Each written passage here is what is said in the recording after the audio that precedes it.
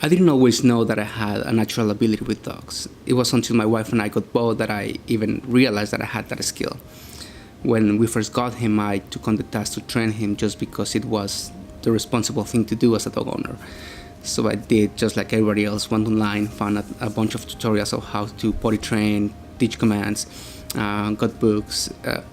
It didn't really matter where the information was, I was always after it.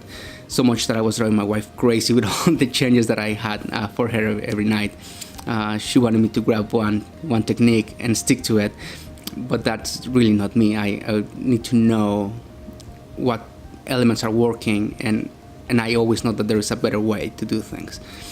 So I continued my research, and even when Bo was very, very well behaved, even as a puppy, I knew that there were some things missing. Like I thought commands were a very cool way to communicate with my dog.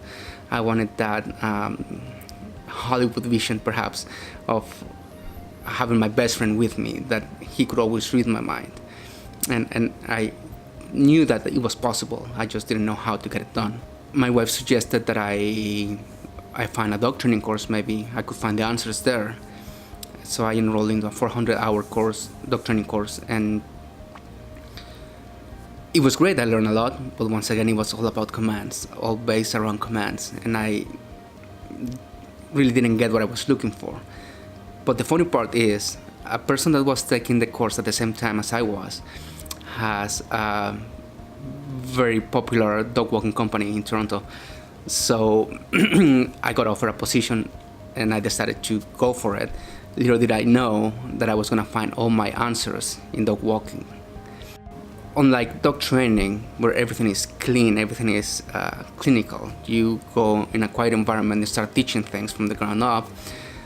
Dog walking is the exact opposite. You have 6 dogs that you don't know if they've been trained, and you don't know if you want to train them, but you have to get the job done. You have to take them outside and make the best out of it.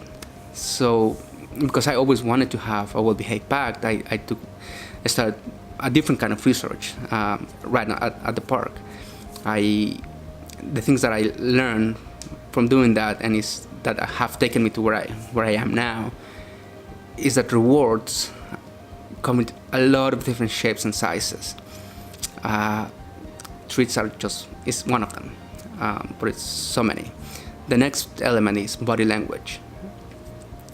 Not so much from the point of view of, okay, I'm going to read your body language to see what you're trying to tell me, but to mimic it and be able to communicate with them in real time without any prep.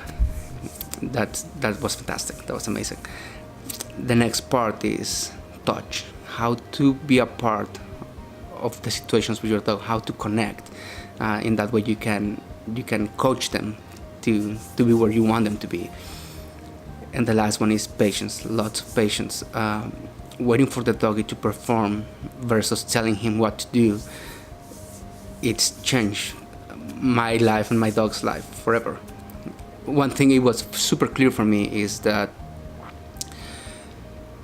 I couldn't approach this with one school of thought. I couldn't just stick to one method because it was the best method. I knew that I had to go and learn, commit to learn all of them, so I could dial them in as needed. It's very important to know that each technique has a limit. So recognizing that to move to the next technique and so on and so forth is what's giving me the ability to coach dogs. As you can tell, dog training, dog walking, communicating and coaching a dog is an art. And I consider myself an artist.